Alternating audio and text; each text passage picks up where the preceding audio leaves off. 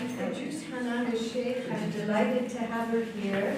And I don't really think she needs an introduction. She's written so much and she's so well known that anything I say would seem not enough. But I do want to say that I paid her a visit 2 days ago, and every time I go to see her, I'm mesmerized by her stories. I don't want to leave, and that to me is a great sign of a wonderful writer. She's creative, magical, daring, writes beautifully, and I'm going to turn the floor over to her. This will be a very informal give and take. Many of my students are here, and actually Hanan appears in their writing because they're writing fiction now, and the setting is a hotel, Le Gray in Beirut. Yes, you stayed, well, you're staying there now. If you know, but you are in our fiction. So each of my students happen to be a character involved with a wedding that's taking place at Le Gray, and Hanan makes an appearance because she happens to be a friend of the bride. So they may ask you strange questions because of this. Okay, we're going to start with the reading, and then we'll have a very informal discussion. Do you think you want this? I would try to hold it. I'm going to try for 1 second to read without this.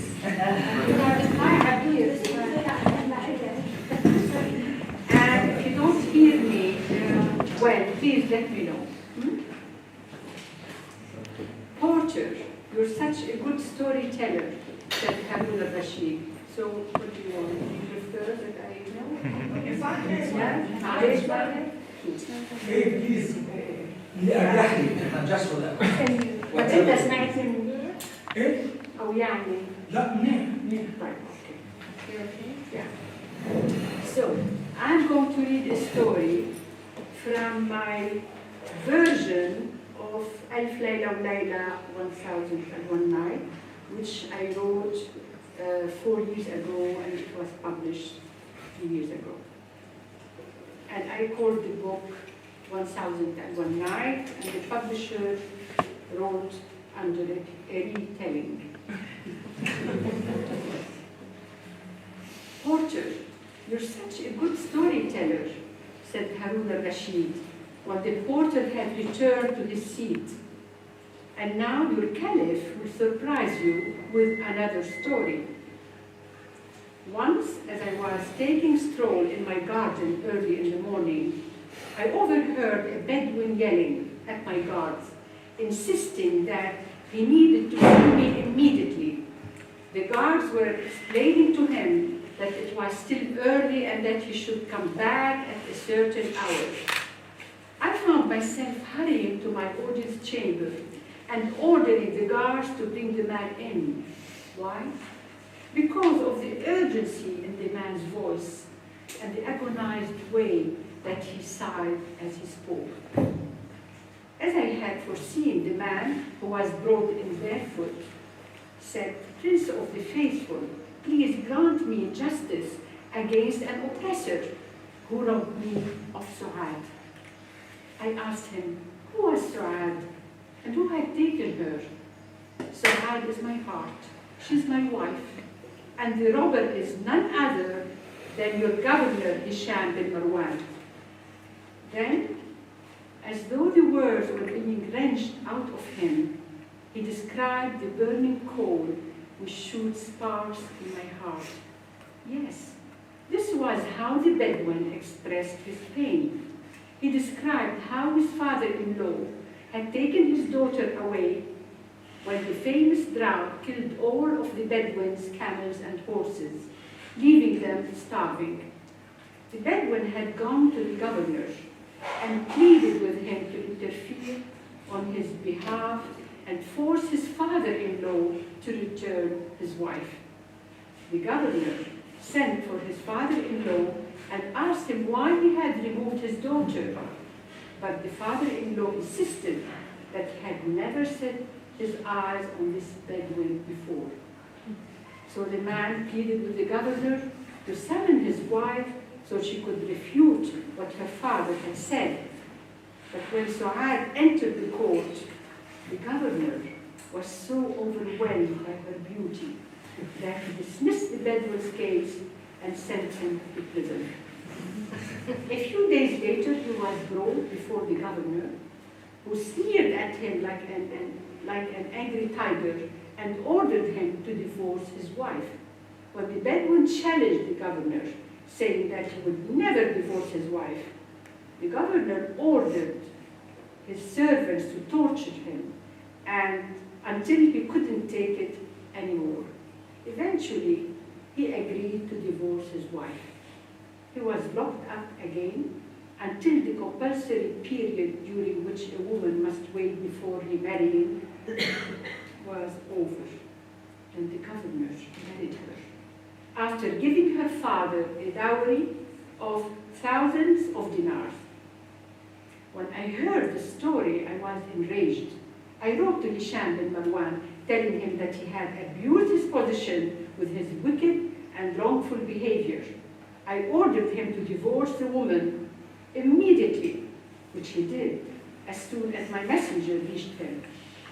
But he sent a letter back, begging my forgiveness, explaining how he had fallen in love when he was confronted by a beauty which had no match among Almighty God's creations.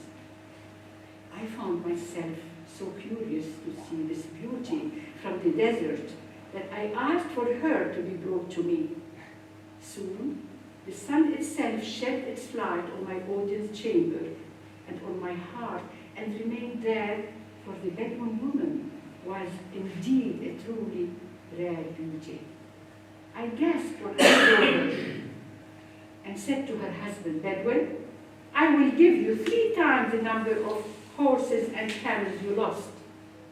1,000 dinars for every month since your wife departed. And on top of that, a yearly allowance for your needs. All of this will be in consolation for the loss of your wife. And you should have heard the groan of the man. It was so terribly agonized that I assumed he was on the verge of dropping dead. But instead he said, I asked your help against the governor. Now from whom can I seek redress for my unjust treatment? I felt deep shame at that moment. But the twinkle in that woman's eyes made my heart flutter more and more. Prince of the faithful, the Bedouin continued, were you to give me everything you own, even the caliphate itself, still I would want only Su'ad, for she is my food and my drink. The woman looked at me boldly and gave me a faint and coy smile, and I found myself saying to the Bedouin, well, Su'ad must choose between you, Hisham bin Marwan, or the Caliph, and I shall help her to do what her heart desires. Do you agree? Su'ad, who is dearer to you? I asked her, when the Bedouin had sadly nodded his head in assent. The gracious and the noble commander of the faithful and all of his palaces, the unjust governor Hisham bin Marwan, or this impoverished Bedouin to whom you were married? Su'ad replied passionately, neither silver, gold, nor marble palaces tempt me.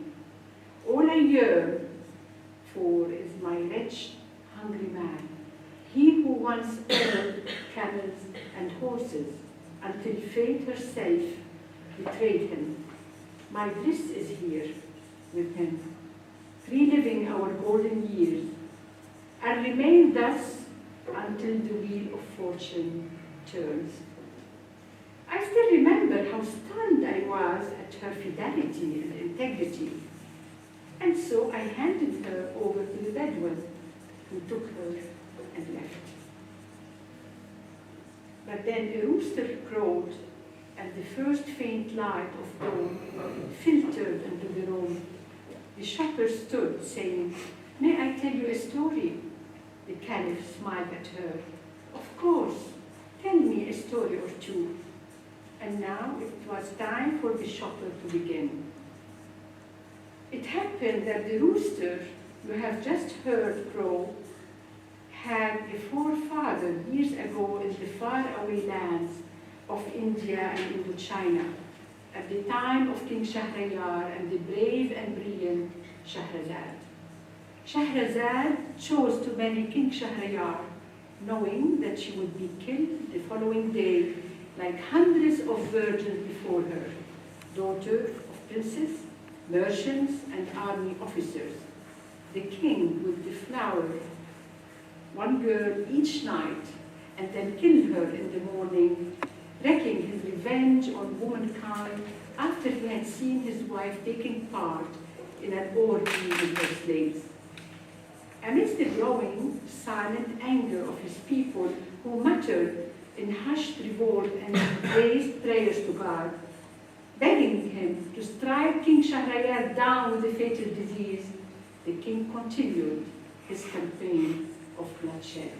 Shahrazad, who was none other than the daughter of the king's viziers, whose task it was to select a girl for the king each night, decided that she alone could bring an end to this bloodbath. Much to her father's horror and mortification, she volunteered to be the king's next bride, but she had a plan. She would tell a story each night, bringing it to dramatic climax at dawn. Then the king would burn with curiosity to hear the conclusion, and would decree that she could live until the following night. Shahrazad's peaceful, eloquent plan worked. She began with one single story, that of the fisherman and the genie, and from there, the stories accumulated into heaps of stories, like a dry stone of a date growing into a high tree, with hundreds of dates covering its branches. Soon, Shahrazad's words took over, becoming her shield against the sword hanging over her like an augury of dawn.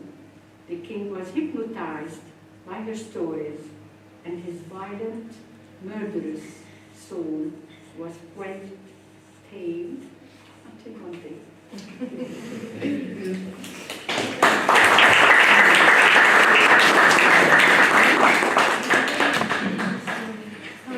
I think I'll start by asking you why you decided to retell 1001 Nights. I didn't decide. It decided. A British theater director wanted, he always loved, as we call it, the Arabian Nights, and he was very, very involved in theaters, which plays and for the theater, folk tales, and he did one Indian, one from the Sea of Stories.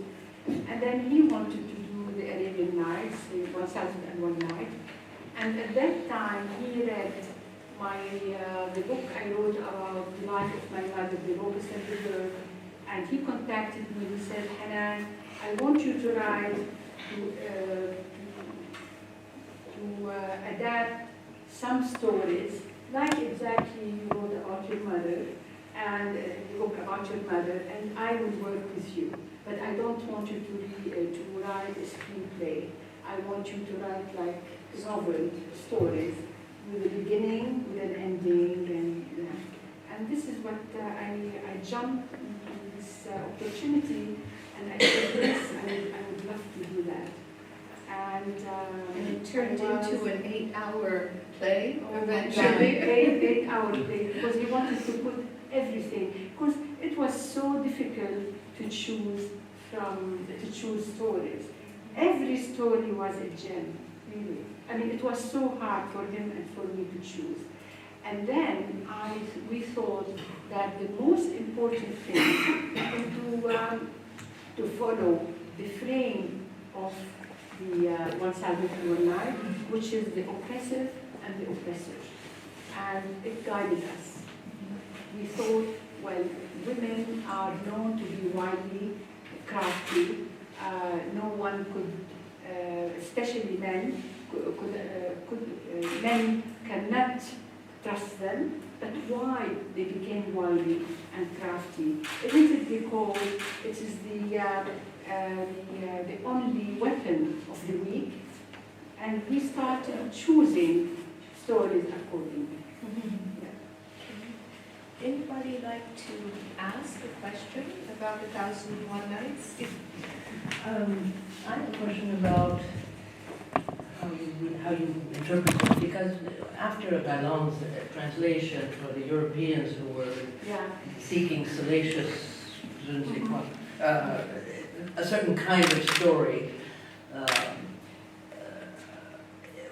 what at least I find when I reread them is it wasn't only the fact that she stopped before the end of the story. There's something in the stories, besides the salacious business, something eclectic, something, a real teaching. She's a teacher. Yeah. And she humanized him. And first of all, she humanized the king by telling him stories all over, again and again, about that every single person deserves to be treated justly in the world. Yeah, she told him that, and she didn't only thought that she wants to only to save the womanhood, save her sisters. She wanted the men and women to be just and to have a better society, and this is what Shahrazad did. I think Shahrazad was the first feminist of them all. But as you say, she wasn't only trying to champion the women's cause, she was really trying to change the society. Everything, yeah. Society, also she wanted to pour art into people, imagination, everything. It's interesting that you started with the story of Zahra, and you gave your protagonist a voice, which was a very daring, progressive voice at that time. And there's a lot of explicit sexuality in there, which is also in 1001 Nights, and you don't shy away from it at all, which is unusual. Yeah, well, I am like many Arabs and many Lebanese, that we thought that what's happened one night is really cliche. We didn't care for it at all. Only later we thought that the stories are so important. They teach us about life in all aspects of life, because people at that time, when it was orally told here and there, people didn't know how to live, didn't know how to think of other countries behind the horizon. So that's why Sindbad and everyone was, But to go back to the story of Zahra, actually the war made me write the story of Zahra in that force, because I was so angry, I was so scared of the Lebanese Civil War. It was 1975, and I thought, when I was writing, I didn't think of a publisher. I didn't think that this book would be published. I wasn't thinking like that. I just wanted to write. There was another war inside me, and I thought maybe the Civil War is because of our little wars. It's about the traditions. It's about the way we are living. It's about things which we were scared to talk about. And this is why the way I wrote the story of Zahra is equivalent to the war. There was a violence. It's not a peaceful novel. When I read it now, I feel that lots of violence. I say, oh my God, did I like this? It's very disturbing. It is disturbing. It is disturbing. And so I thought the two wars the actual war happening, the civil war, and the wars within ourselves.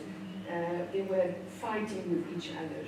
And for some reason, I don't know what happened, that when I left Lebanon, I wrote it in London. I left Lebanon early because I was so scared of the civil war and of the snipers. Maybe because I gave birth to my daughter 5 months before. I don't know what happened. So I left, and when I started writing Story of Zahra, immediately I wanted to get out my fears, my personal fears in childhood. So that's why I start with the mother, how the girl would go with the mother's lover's house or flat or whatever. And so I wrote it, I didn't care, I just wrote it, yeah. People later said it is very explicit, but I thought I wasn't explicit at all. I just want to write things as they are and express myself, and express my anger, and express my honesty. Could you say at that time that writing this book was sort of a catharsis for you? Yes, of course, it was. It was because, you know, I was in London in a small flat with my children. My husband, maybe father, my husband was trying to move to Saudi Arabia. He's an engineer because everything closed in Lebanon. So immediately I was, of course, very depressed, very upset. I was lonely, I was alienated, I was in a culture I didn't know a lot except from reading story, few fiction in Arabic translation. So yes, yeah, it really helped me to sit and work every day. And I took revenge from the sniper, from the fighters. I was so happy that I could do this to a fighter, or only I could yell at him. Because I didn't yell at anyone. I ran away. I was so, you know, I was Jabana, very coward. But in my book, I was yelling at everyone. Yeah. Yeah, thank you. Yes, indeed, I have a question. But first, 3 words introduction. It's more than welcome. I don't know how to welcome this. It's a great occasion to have you here. Thank you. I'm very happy to Thank you. be here. And I've been reading those stories with students in 3 different languages and 3 different places. And they were all so much interested in the storytelling, in what you are, in the whole technique that you're doing. Now my question is, you live in England, and I don't know if you're writing now in English or in Arabic. Arabic always. This is the question. And Yeah. so just Yeah. writing in Arabic, and Rosanne's giving class about creative writing. Now you're writing in Arabic, you read now in English, someone is translating, and you're discussing with us in English. When it comes to creative writing, someone like you, an established name worldwide, you feel easier writing in Arabic. But have you ever thought of, now I want to write a short story in English? Do you think you can express all these nuances and intricacies? I think my publisher called you.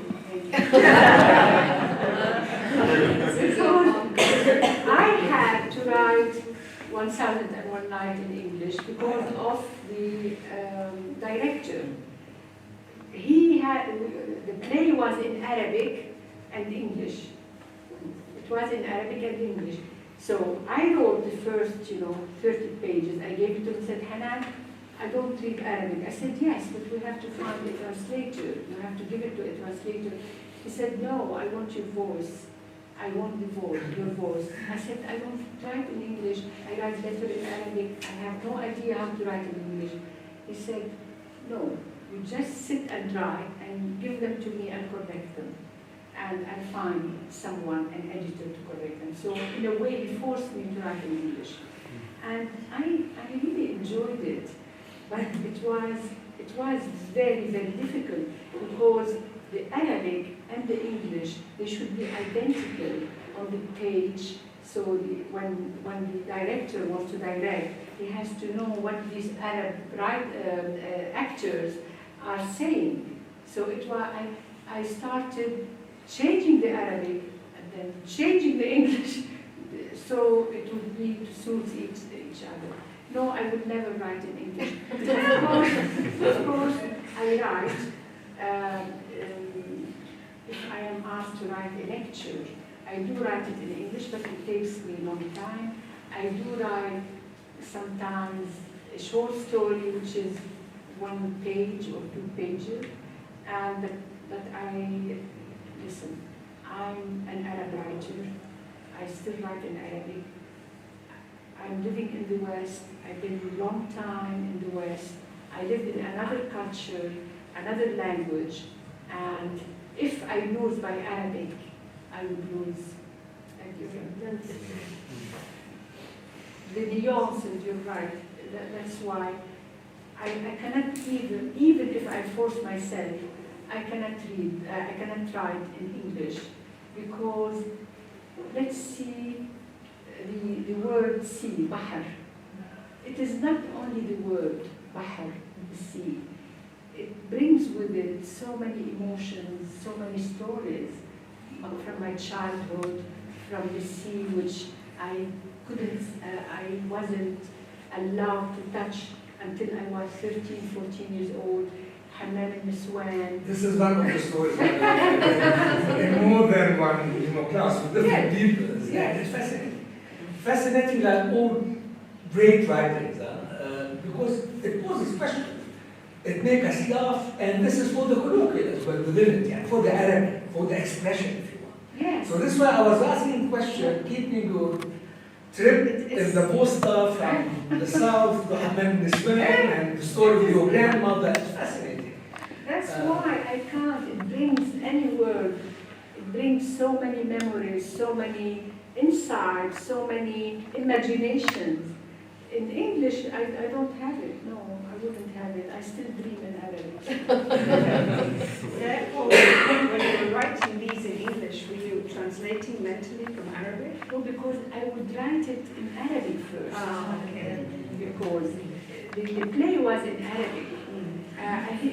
The director, Tim Sapper, is a brilliant director, but very original. He came one time. I used to work with him once a week for the whole day. He will tell me what stories he is thinking of, because we were reading it together, and I would report to him what stories I think we should take. And a friend of mine who speaks French and Arabic and English together was there, coming from Beirut for 1 hour. I said, Tim, she has to have lunch with us. I need to see my friend. So she was on the telephone speaking French, and then she will, when we were talking to her, she will say something in French to him, and then she will remember that he doesn't speak French. So he said, okay, I'm having French as well. The play has to be Arabic, English, and French. I'd like to turn to the locust and the bird, because that's the story of your mother. Yes. And I found it not only fascinating listening to her voice, but very daring of you to tell the story of a woman who married when she was 13, 14, a forced marriage, and then had children, and a few years later carried on. She had a love affair with another man and actually left her husband and her family, which was you. And I just want to read an excerpt from it, because it says, Camelia's her mother. I heard Camelia's voice insisting that she wanted to tell her own story. She did not want my voice. She wanted the beat of her own heart, her anxieties and laughter, her dreams and nightmares. My mother wrote this book. She is the one who spread her wings. I just blew the wind that took her on her journey back in time. And I thought that was lovely, the way you were able to write in your mother's voice and put yourself in the background. And I wonder if you just speak a little bit about that process. You know, Is it the story of Zahra? No, this this is is the a story second, about the your last mother. in Arabic, the title in Arabic, حكايتي شرح يطول. بالإنجليزي, the locust and the bird. Yeah. I never thought I would write about the life of my mother because I took so many, incidents and stories from her without her knowing, and I wrote them as short stories. And حكاية Zahra, I have her in حكاية Zahra. I never thought, but my mother, every time I publish something, before I started writing novels, when I was a journalist in Al-Nahar newspaper, I used to write for the supplement, the literary supplement. And I interviewed 21 Lebanese women, from Imkan al-Asad to Janine Erbeis to Nidal Ash'ar. All these women, Saniya Habboub, Amra Salam al-Khalidi, I mean, they were amazing women. So they used to have advertisement on television. Read Sunday, Mulha, Hanan Al-Shaykh, تحاور will be interviewing مع عريضة or إليك التاني or whatever. And my mother used to be so upset. She would tell me, no, these are all privileged women. You have to write, you have to interview me. You talk about their life, about their childhood, about everything. What about me? I have a story to tell. You have to interview me. I say, oh, they won't let us in Al-Nahar interview our parents. I will call Ghassan Twaini. I explained to him that you have to interview me. So I never did. But one time, the Persian carpet, which I was inspired from an incident with my mother, was translated and I won a prize. So I thought I have to give my mother the money. I said, Mama, I won a prize, and this short story is translated into 6 languages. And my mother said, no, I don't like this story because you didn't say why I stole the carpet. You should have said that your father didn't give me anything when I left. I don't want the money or anything. I want you to write my life, the story of my life. I said, I know your story. Okay, they forced you to marry my father for a reason. Because my father was married to my aunt. And my aunt gave him 3 sons and then she died. So my grandparents forced my mother to marry my father. I mean, she was engaged to my father when she was 9 years old. She didn't know that she was engaged. They brought a sheikh and they pushed her in the room and say, Anta wakili. She went and said, Anta wakili, yalla, قلت Anta wakili. She went to play with the other children. When she was 13, 14 years old, they forced her to marry my father. So this is what, I knew the story. She said, no, you don't know anything. You have to sit and listen to me. And I'm so grateful that I sat and listened to her because she remembers everything. And she was talking to me in classical Arabic. My mother was illiterate. She didn't go to school. She didn't learn. She learned by listening. She learned from the cinema. She said, films educated me. In films, I saw how people eat, how people talk to each other, how people are worried about each other. We don't have this in the family. If I'm not concentrating, the actor will tell her, Sarhana eh, بالك وين, بالك فين, what are you thinking of? While your father will tell me, شو بك يلا sweep the floor, or why don't you go? He said, Sinara educated me. And she really spent so much time to become eloquent the way she talked. She knew. One time someone wanted to have a documentary film about me, my mother, and my daughter.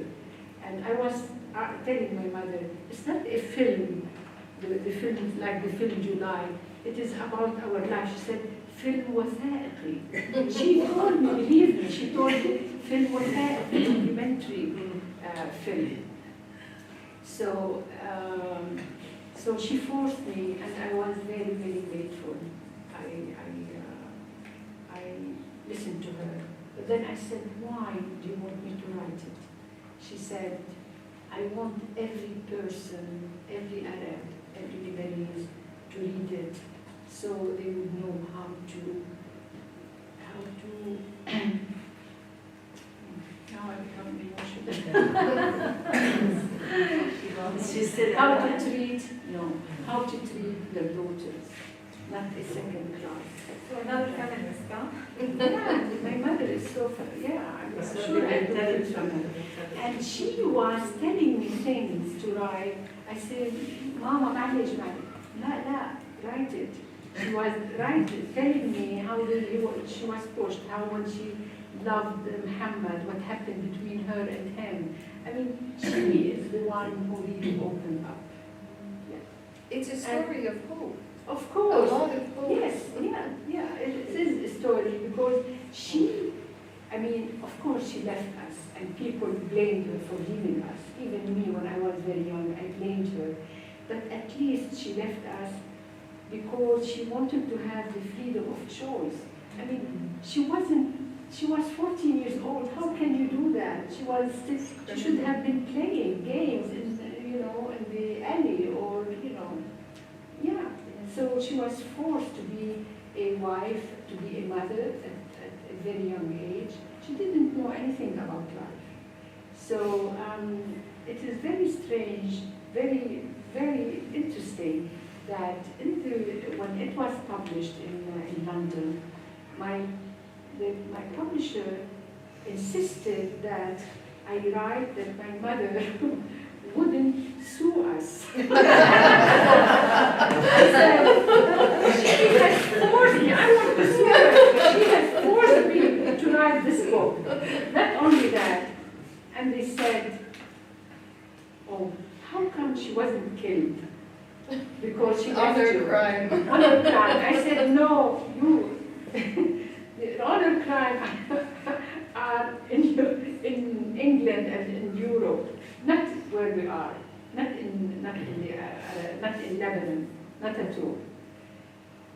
While in Lebanon, people thought I was courageous because I told how poor my family was. For them, this is shameful. How can you talk that your grandmother will go to the fields, and take whatever she finds? How can you talk about poverty? And my father was a merchant. He wasn't that poor. He started very poor, but he ended up not that poor. But my mother's side everyone was very poor. So people are astonished how I talk about poverty, and then how I talk about that my mother had a lover, But I'm very happy that I did it, and to go back to my childhood. I mean, we lived in Ras Al Naba, my family lived in Ras Al Naba, and now I remember how many women and men had betrayed each other, but Yes. all hushing. But my mother wanted everyone to know. You empower so many women in your stories. I mean, your stories are full of women who do amazing things, and I link that back to your own life. the way you left home when you were, what, 16? Yes. And I decided was to go less- study in Egypt? Before 16, I decided that actually, because I cared for my father, you know, I was really very hard on him. My father was very pious, very religious, but not at all tyrant. When I told him, Father, I don't want to put the scarf on, I've been lying all the time. I hide my scarf when I leave home. I put it in my bag, and I don't want to lie anymore. I'm not going to put the scarf on at all. He cried. He said, I don't want to see you in hell. He said, you're going to be in heaven, and I'll be in hell, so I'm not going to see you. And when I told him that, he embraced me, and he said, you have to become a lawyer. And from that time, he never told me. Of course, when I'm sitting at home wearing short, you know, I was 14 years old, he would come conversing with my brother's friends. He would get a big towel. But I'm sitting, feeling very happy. I'm young and I want to be the girl of the world. He would come with this towel, put it like this, like this, and then he would turn my chair so I wouldn't be facing.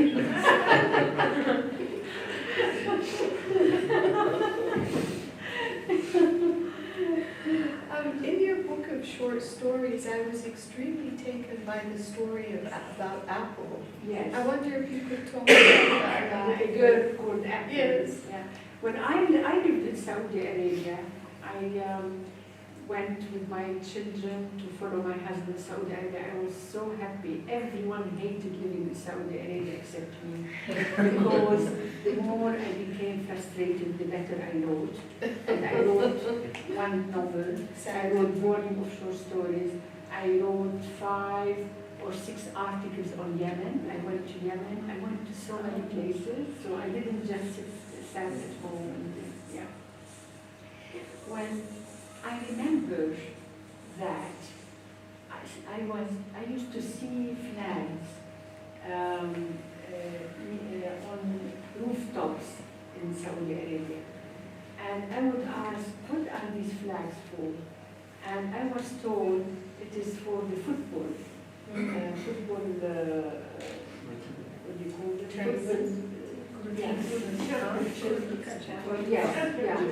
Clubs, football, yeah. Each football club has a flag, yeah. But then there was a woman whom she used to have only one goat, and you couldn't see the woman without her goat. I'm sure the goat thought that this woman is her mom, because she was wearing black, and the goat is black. And so I started talking to her, and I learned that some of the flags are for women, for girls, if they are still at home, and nobody knows that that in this house there is a girl, a single girl, or in that house another single girl.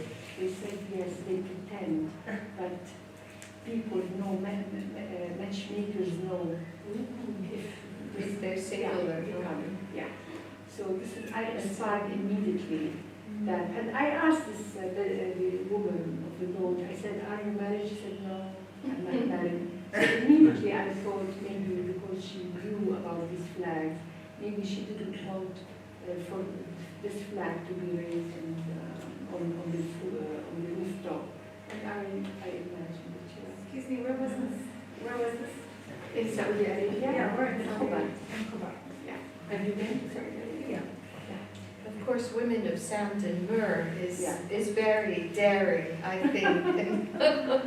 Yeah, Mr. Razak. Yeah, I'm very proud of Mr. Razak, to be honest, because when I went to Saudi Arabia, I didn't have any idea how it is going to be. It is very calm on the surface, but inside there were lots of things happening with traditions, and women, they wanted to do something, they wanted to, assert their words and their personality. And they are not like we see them. I mean, they are strong, but sometimes the circumstances is more powerful than them. Yes, and Their secret lives. the secret lives. I'm so happy that I went, and so at that time, no one knew. I think Modern al-Meleh wasn't written at that time. Yeah, Modern al-Meleh of Abd al-Rahman. Hey, not at that time, not when I wrote it. So it was an eye-opener, not for us, in Lebanon and here, even in Saudi Arabia, because they started reading. My books are banned over there and in many Arab countries, and unfortunately this saddened me a lot. I used to be very happy when I was young that I am banned. But no, nowadays no. It's sad that we ban books. But many Saudis, many people from the Gulf read this book, and even maybe it angered them. I'm happy that it angered some, so they could sit and write. Yeah. They say she has nothing to do with us. She doesn't know our culture. We know our culture. We can write about our culture. Not a strange or an outsider. And I'm happy that happened, so they could, write. If I could go back to the church and Yeah. Would you raise your voice? I go back to Hikayat al-Shaykh Yatul. This is the first book I read for you. I was 17 back then, and my mom read it first. And when we both read it, we had this secret conversation between the two of us. She wanted to tell me lots of things to share with your mother, but she couldn't because I was her daughter. So it occurred to me that which demands more courage for you to encounter these stories between you and your mother would write in public. And when you were talking about the book, I felt that you hesitated for a reason not to write this book. So maybe the question is, did you want to hear the stories forever or not? And did you postpone the book so that you would prefer if you don't know? I'm going to be very frank with you. Because I took so many incidents and things from my mother, as a writer, you always want to move on. At that time, I wanted to write something else. Yeah, nothing to do. I was thinking of only in London. London, ya Azizi. I was thinking of other subjects, and because I thought that's it. I didn't want. And my mother, every time I see her, every single time, we had no natural dialogue. She's always thinking that I'm upset with her, and she wants me to stop being upset with her. And I wasn't. I mean, I was when I was young. I was, but then I forgot about it. I had my life in front of me. I got married. I had my children and my career. So it's not like I'm sitting saying, "Oh, my mother left me." By the way, my publisher said, "No, your mother should.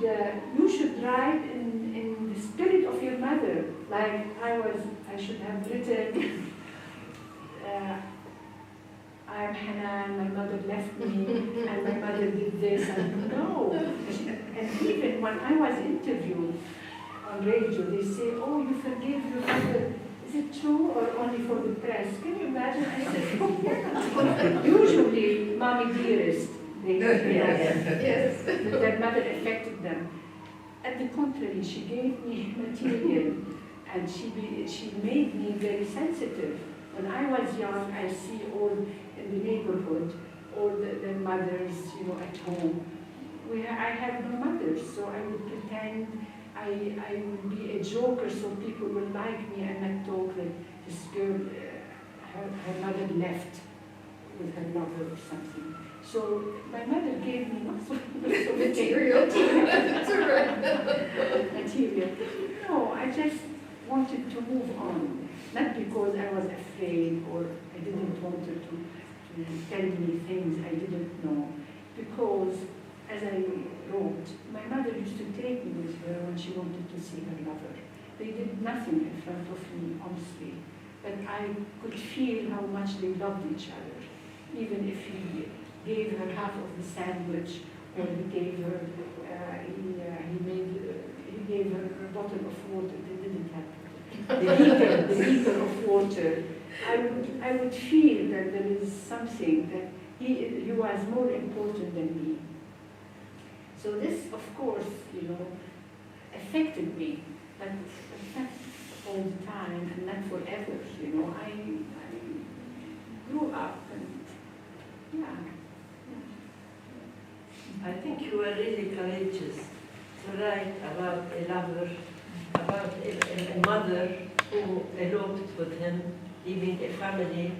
At that time, I was reading these stories, and when I read Zahra for the first time, I really admired you for your courage, and I thought that Layla Ba'al-Baki before you was one among the first. We all followed her, and we all followed her.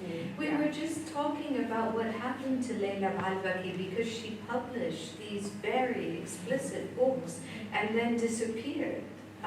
Never published anything again. أنا أحيا. Yes, and yes. الآلهة الممسوحة وسفينة حنان إلى القمر. That's all. That's all she wrote. I remember when I read أنا أحيا, I said, أنا بدي صير كاتبة. I want to become a writer. I mean, it really affected me, this book. I still love it. It's not dated. الآلهة الممسوحة, amazing. But سفينة حنان إلى القمر, beautiful short story. Yes, they're very She is so talented. Spaceship to the moon. She's so talented. I don't know what happened. Maybe because she was taken to court. Did you know that? Yes. I don't think they know the story, actually. She was taken to court. Huh? شرطة الأخلاق عبد الرحيم. واحد اسمه عبد الرحيم. Yes. I forgot his name. They said she was going to corrupt morality. Something عبد الرحيم. Because she was very sexually explicit in her writing. So he confiscated the book, and they took her to. When they confiscated her book, she went to Mohsen Slim, the lawyer, That's right. and she said, "They confiscated my book. I want to raise a case against the government," and she did. Yeah. And she won the case. But I don't know, maybe afterwards she did that. It gave her some, I don't know, complex, or she didn't feel at ease with herself, so she stopped writing altogether. Do you think because she got married and she was Only nicely, she settled down in a bourgeois if you life? have this passion. She was at the I beginning. She was, I'm sorry, I she have was two at the children, beginning. and I have a granddaughter now, and I'm still writing. She was very revolutionary Yes. in the mid-60s, Who knows? and she was influenced by François Sagan at that time. And she claims that she doesn't like François Sagan. She claims that she loves Colette. So I really don't know. I really don't know. I met her in London. Yeah, I of met course. her later on Yes. with her daughter and my son. They were friends at the French Lycée, but she settled down in a nice bourgeois atmosphere. Maybe she was not revolutionary as she was I at the don't know what beginning. happened. I tried when she published her. My publisher in Lebanon republished her 3 novels. Yeah. And I told her to write an introduction. She never did. we don't know what happened really. She wasn't communicating at all with people. No. She became a recluse. Yes. She simply isolated herself. But if we could just skip forward a little bit, because we were talking about how, during the war there were the decentralists, and Miriam yes, wrote a Miriam lot wrote, yes, about, yes. and she considered you one of them. Yes. Because somehow women all of a sudden during the war began to write, but not war stories like the men were writing, not about fighting and violence, but they wrote about issues that really mattered in their lives, like how to get water, electricity, food, how to keep their families safe, how to keep children educated. And so these Beirut decentralists, of which you were one, have been labeled as being feminist writers. I don't necessarily agree with that, but we were talking about how after the war there seems to have been a vacuum, that we don't have as many women writers really coming forward and writing about issues that matter in a society like Lebanon. And I wonder if you could comment on that. When I think that there are many writers, women writers who write really. But they continues to write, yes.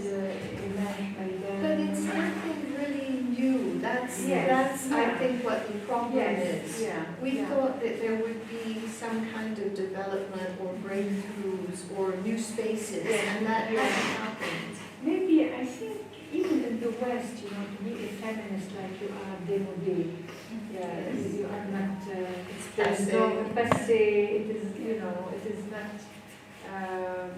it is not crucial and very, very important like it used to be. This is what they think. But I don't agree because women fight battles all the time. Yeah, all the time, continuously. Even in the West, they do. They discovered, I don't know in what company, that women are taking, half of what men said in them. So the battle is still going on. But there is a vacuum, I think. And maybe loss of hope in Lebanon and the future. I'm not living here. You would answer this question better than me. But I think, people may be mahmatin, What about the rest of the Arab world? But I read writers in the rest of the Arab world. I read amazing writing. Yes, Ahdaf is not writing fiction anymore. No. But she is, she is very political. And very political. She has an amazing outlet. She takes writers to Palestine every year, international writers to expose, to let them see in their eyes what's happening to the Palestinians. It's very important. I think there are, but there are women who are really trying. But I can understand what is your dilemma, that why before everyone was writing, no, maybe they feel that do you mean that they don't, writings cannot affect societies? I don't think there are no new spaces that they've created. Somehow, right after the war, we had many new voices, and then there was a silence, and I don't see that void being filled. I think you have I was reading the review of 1001 Nights Online, and I read a comment that someone called you the new and real Shahrazad. How deeply do you identify with this character? Because the way you talk about her, I feel like you really do. But on what level? Well, I think I'm really honored if they call me the new Shahrazad. In the West, they have to pigeonhole you. So they would understand more. So they will, because it's very difficult for an Arab woman writer to be published, to be reviewed. So maybe they will attract attract attention if they call you the new Shahrazad, because people, the Westerners, everyone knows about the Arabian Nights. I mean, many people about the Arabian Nights and Shahrazad. I am very honored because I tell you, I read the whole Arabian 1001 Night. I fell in love with Shahrazad, and I remember telling her that you found me, I didn't find you, you found me. I was so happy with her imaginations, her character, and because she used art to humanize the Shahryar, and she was very, very special. When I don't mind if they call me now the new Shahryar, why not?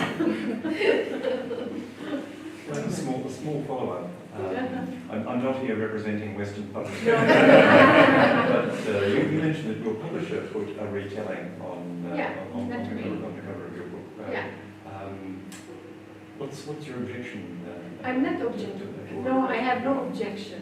No. But they wrote. It's not your first. No. It's better than writing translated, because I didn't translate. Retelling, I mean, I'll tell you what. It is the Arabian Nights, 1001 It is colossus of a big traditional folk tale and heritage. To come to this treasure and tackle it and claim that I could be right and retell, it made me a little bit, I was humbled by it. It's not easy, and I remember I called many friends and who are writers, and I said, is it all right that I'm going to put my own stories? And then while I was asking them, and everyone said yes, I was thinking, why not? Because the 1001 Night, it started as oral tales, folk tales, and each Hakawati storyteller used to add things, used to subtract, used to, it's, the book is from thousands of years ago, and still, people add things, take out things, and even I read 6,000 pages. I read 3 editions in Arabic and 1 edition in English. It makes it 8,000 pages. And each edition is different. So I permitted for myself to really change. And I had to, because there are many stories.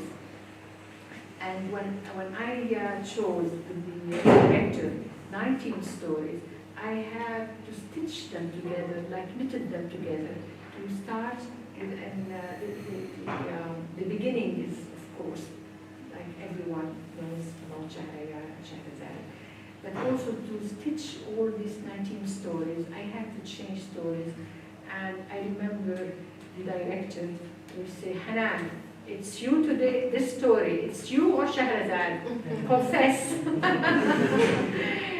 And one time I didn't tell him, I said, no, all Shahrazad. When he accepted this story, it was the shopper. Yeah.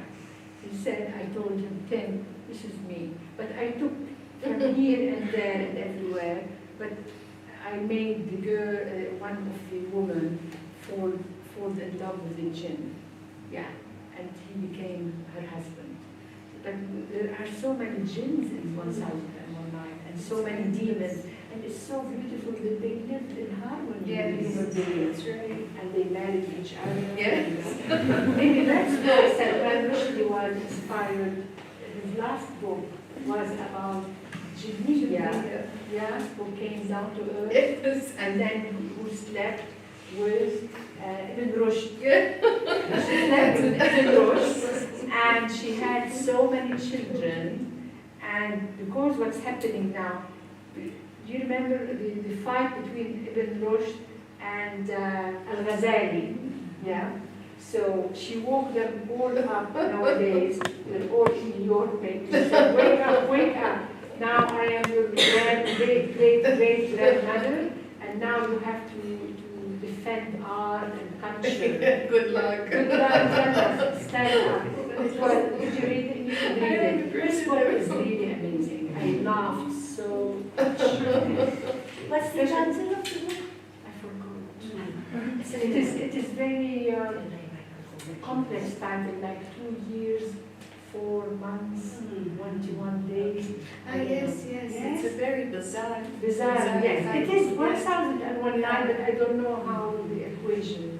It is so funny, especially when he had one character, so funny, a black and heroin drug addict. He said, oh my God, is that enough that I'm black? Is that enough for heroin? And now I have a great-grandmother to be a genia. But so wait, he's having this dialogue. It was so funny. But with the 1001 Nights, I think many critics have used, instead of retelling, reimagining, Hey. which I like much more because Retelling. yes, because Yeah. you do reimagine a Yeah. lot of the stories. Retelling, yeah. The Arabs used to believe in Al-Qalim in the desert, maybe thousands of years ago. Yeah. Al-Qalim. Is it the same like Jimmy? Al-Qalim. Qarim. Someone who... Qarina. Qarim. Qarina, eh, your It's shadow. like your shadow. It's Yes. shadowing you all Yes, the time. yes, yeah. Is it the same? I didn't read. I Because know. maybe it's You the know, whispering of the desert, the silence. deserts, yeah. They made them always, imagine something. But you know, just shadowing them. you're right, but most of the stories in 1001 Night were from cities, Baghdad and cities, city dwellers, versions, more The than, concept was there. Even in the more than the city. desert, They're yeah. more sophisticated. Yeah, more than the desert. It's more sophisticated, but it is within, it's part of the culture of those people. Yes, the Qarina. City. Yeah, I didn't read Qarina. Qarina. Al-Qarin. Al-Qarin. You can't say نحن Qarina. لا نحن بالعامي بنقول قرينة Ah. قرينة لأنه أنا in the story of Zahra I thought I say that قرينتي إجت لا No? no ممكن. هلا قرين زوج بس هو من زمان يرشدوا كأنه في وحدة دبل ايه أو يرشدوا أو يردبل عرفتي كيف؟ ايه One time I was at the Iranian book fair Yeah. here in Tunisia, and there was a book on how to get married to a jinni. And then get here. You have it? I like to I read it. I didn't buy it at that time. Now I regret not buying it. And if I find it, I will let you know. Is the book illustrated? Not Your much. book? No, not much. No, it would be. No. Only at the beginning and every chapter. The like A. You know, because they are becoming very commercial. I received for Christmas Yeah. a huge book, 1001 Night, Oh. beautifully illustrated. Yeah. Where was it published? I don't know. English, maybe. I wanted to ask if since she writes them in Arabic and they're translated to English, does she feel like some of them are lost in translation? Like, would you suggest, of course, I think you'd suggest for people to read them in Arabic originally than to read it in English? I tell you, I can't suggest anything. I mean, if you like to read in Arabic, of course, it's better. But the English, I work with a translator, whom I always say I'm married to her. Her name is Catherine Cobbin. So yeah, she's extremely good because she studied Arabic when she was very young, and then she lived in Egypt and she taught at Romana School. Did you know that? She taught at Romana School. So I worked with her. Sometimes I tell her the story behind the sentence, for example. So she would understand what I mean. she doesn't translate literally at all, word by word, and she and I will find a solution. Sometimes she will say, Hanan, this in English, it won't work. For example, one time I remember for 1 week we were arguing about a man who was saying, بالعربي مشان إجرين الله, our neighbor used to say always when he is upset, مشان إجرين الله يا فلاني بدي أعمل إيه. هي قالت ما فيني, I can't إجرين الله. The legs of God. It won't work. I would choose something else. I don't know what you choose. So that's why, of course, in Arabic, especially the dialect is interesting. It's very, the dialect is very sensitive and it's funnier or it's more painful, more expressive. Yeah, the dialect. But she tries to find, for example, I have a short story, الروح مشغولة الآن. The spirit is busy now. It's about a woman that they are trying to summon the spirit, have names. Yeah. And the translator shows the spirit is busy now. Do you like to hold? She understood it, and it was funnier in English than in Arabic. Yeah. But I'm very happy I'm translating, really. Yeah, I think translation is very important, and I wish that in the Arab world, in Lebanon, there would be more foreigner books and novels to be translated. When I was young, I used to read literature, international literature in translation. Jean Eyre, I read it in Arabic. الصخب والعنف, Sound and Fury by Faulkner, I read it in Arabic. بين مدينتين, Charles Dickens, Between Tales of Two Cities, I read it in Arabic. And who had it in Arabic? A train conductor, the tram, we used to have a tram before, maybe you don't know. The train conductor used to love reading in our building. And I used to go and he will lend every day a book. And some books he will hide, Yusuf Sbai and Ihsan Abdul, who will hide them. He say, not for your age. Not for your age. Yeah, not for your age. But also many translated books. Beautiful translations I read when I was very young. It's so important, the translation, to build bridges between cultures. Yeah, I just have a quick question about the story of Zanda, which I found very interesting. Did you feel like, I know you weren't expecting it to be published as you were writing it, or did you feel like you had to exaggerate certain autobiographical aspects of it just to release some anger or to release some feelings you had at the time? Writers do exaggerate all the time. Yeah, they see something and they expand, they see it in another light, bigger and drama. Yes, of course, I did. Yeah.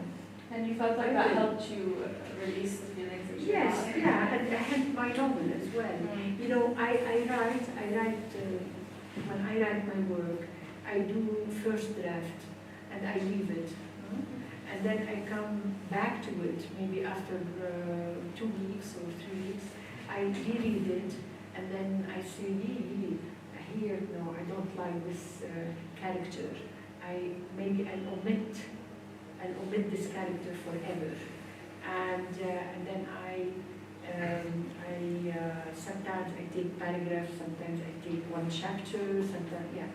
And then I leave it, and then I come back to it the third time when I am involved, attached to it, but a little bit an outsider, to see if the style, to see the technicality in it is right, and the narration. The narration is so important to me as a writer. Who is going to narrate this short story or this book? Is it me, or writers say writers sometimes say it is God. Means when they say, Lubna went and opened the cupboard. This is God. not Lubna, the third person. So the narration is so important. Yeah. And you know, writing is about, it's if people want only to write what's bothering them, and it helps of course, because it is very close to you what you want to write. But if you are not thinking of characters or where this book is going to take you, then you did nothing. Yeah. You have to forget your anger or your pain or your happiness or whatever, and concentrate on your characters. You have to invent your characters. Because if, for example, you took one character from life and wrote about it, then what? This character is not going to grow, is not going, you don't know what will happen to this character. You have to invent, take this character, take it away, take him away or take her away from her character and reinvent their characters. So you will know what to do with them. You will be the master, not them. You said that your mother always wanted you to write her story because she always felt that there was something missing in the stories that you wrote. I was just wondering, what was her reaction when you actually wrote the story? Did she like it? حكاية شهر نقول مع الأسف أمي توفت. She died before she couldn't read. She was illiterate. But my half sister used to read everything for her, and the neighbors and everything. She knew what I was doing because I was. We sat like 2 months in Beirut, and I refused to take her voice. Because I know my mother is very dramatic because she loves films. I thought I don't want her to think she is now fat and Hanan. And she will add episodes. No. I was writing all the time. And for 2 months. And then I went back to London. She used to call me, honestly, to wake me up like 3 or 4 o'clock in the morning. Hanan, Hakini, call me back. So I called her back, and she would remember something, an episode, a story. And I said, Mama, Fayatina, you woke us up, all the house now. Habibti, I cannot write. So how am I going to remember tomorrow? So I have to tell you everything. Yeah. So she would tell me, and I would call her, and then one time I started writing. She said, I changed my mind. I don't want you to write about my. No, she said, I want to change my mind about the first chapter, about the poverty. Now I have a Sri Lankan maid. And the driver takes me everywhere. I don't want the neighbors to know how poor I was. And I'm sure they're going to read, their children are going to read the book. So I want you to remove this chapter. I said, no, mother, I can't remove this chapter. You have to accept it's very good what you said. You said you wanted to reach people. No, we have to continue as if. She said, la. I said, okay. I have a very close friend of mine, Helena Kennedy. So, in London, I said to Helena, I'm going to stop writing. She said, why? I told her, she said, no, Helen, just write it and send it to your mother. Let them read it to her. See, put all yourself in it. And this is what I did. I wrote the first chapter, which still exists in the book, about her poverty and about everything. I sent it to her. In like one day, she called me back and she said, Yalla, go ahead, don't worry about it. She has your style. She must have liked your style as well. Yeah, because it was very honest. very, very honored. She remembered everything, my mother. She remembered even the color of the sand. She was describing. And when I took her to the south to find her house where she was born and where she lived, her parents sold it. We had to go, she didn't know where it was. And she said, I want to go in one of the streets which is Tala'a, uphill, and I would know. I said, okay. So we started going from one uphill to another. And then one uphill, she said, Haida, home. Why? This uphill, I know how my feet used to stand a little bit. It's the same feeling. And we looked, we asked, and we found the place. So she was so much in touch with herself. So I wrote the book. While I was writing the book, I knew that she had cancer. She didn't know what she wanted to tell me, but subconsciously, maybe she felt she was weak. It's now or never. That's why she was insisting that I write her book. I write about her life story, and unfortunately she didn't. But the family, everyone is so happy, especially the neighbors. When this was published, many friends of hers contacted me and gave me more stories. They wanted me to add these stories. I said, I can't. It doesn't matter. As if I added them, I know about them. So it's very generous of you. It's lovely that she was involved in the process itself. Yeah, when you were especially the titles. She would call me, she'd say, I don't sleep ever.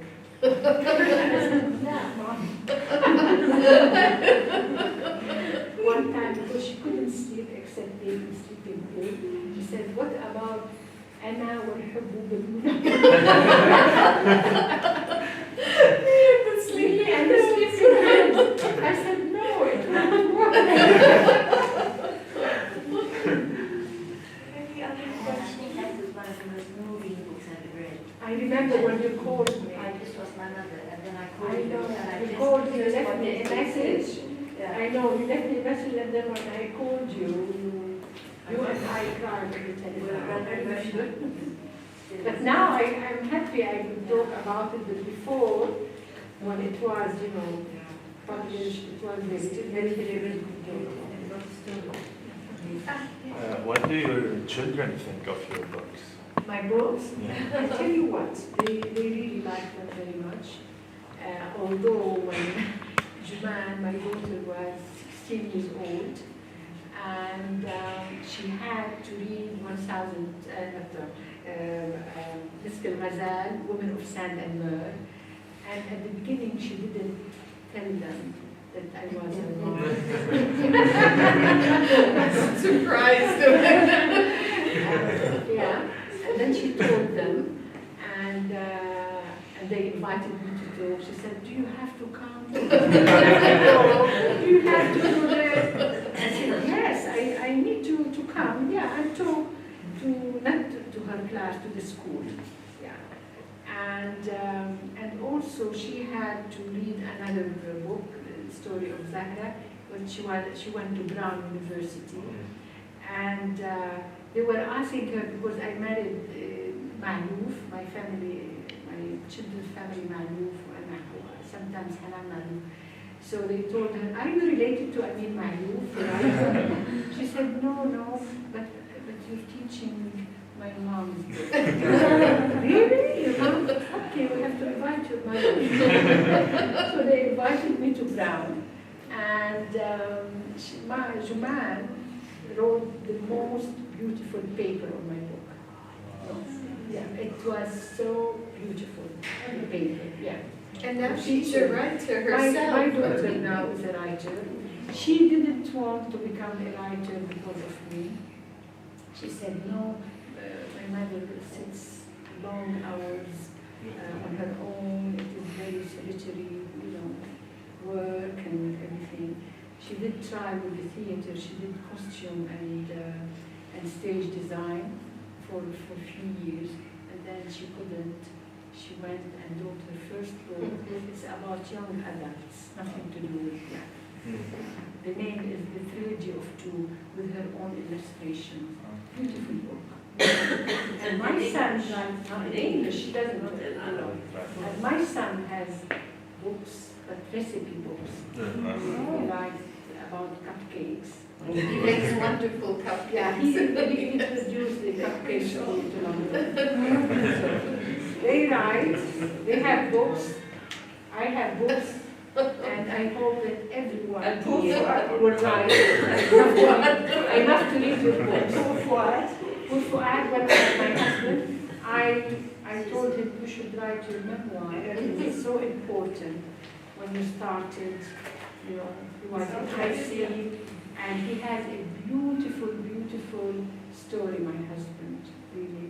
Because his parents were in Palestine, were Lebanese, but they were in Palestine, and his father was shot when Fuad was, 8 years old. Yeah, the settlers killed him in Palestine, 1947. So he should write his book.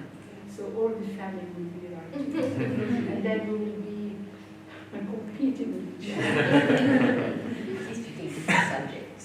You take different subjects. Yes. Yeah, of course. Each one has a subject. Any other questions?